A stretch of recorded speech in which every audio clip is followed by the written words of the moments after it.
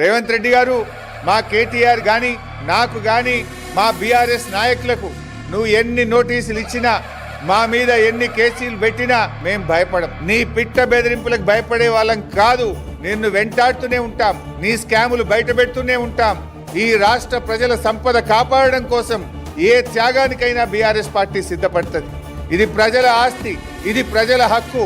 మీ స్కాముల వల్ల రేపు ప్రజల మీద విద్యుత్ బిల్లులు పెరిగి ప్రజల మీద భారం పడుతుంది.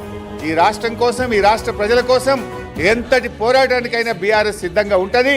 నీ సిట్లు, నీ లట్లు, పొట్లు, నీ చిల్లర రాజకీయాలకు మేము భయపడే వాళ్ళం కాదు.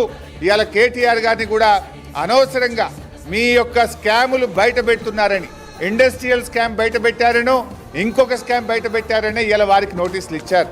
మీరు ఎన్ని నోటీసులు ఇచ్చినా మా పోరాటం ఆగదు. ప్రజల పక్షాన 6 గ్యారెంటీల కోసం ప్రశ్నిస్తూనే ఉంటాం. నీ 420 హామీల కోసం ప్రశ్నిస్తూనే ఉంటాం. నీ అవినీతిని బయట పెడుతూనే ఉంటాం.